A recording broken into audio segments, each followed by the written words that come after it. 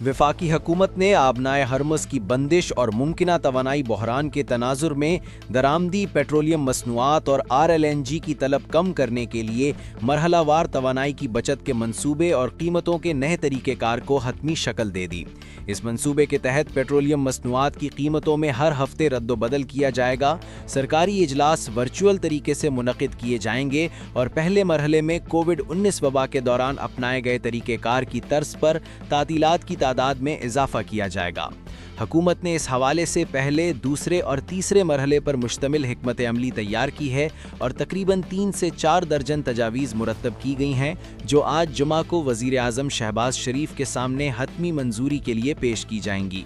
मंजूर शुदा इक़दामात पर फौरी तौर पर अमल दरामद शुरू कर दिया जाएगा। पहले मरहले में हुकूमत सरकारी शोबे में इन इक़दामात को नाफिज करेगी, जबकि दूसरे मरहले में निजी स्कूलों, जामियात और अस्पतालों में ऑनलाइन असाइनमेंट्स का निज़ाम मुतारिफ कराया जाएगा। इसके साथ पेट्रोलियम मसनूआत की कीमतों में हफ्तावार इजाफा किया जाएगा।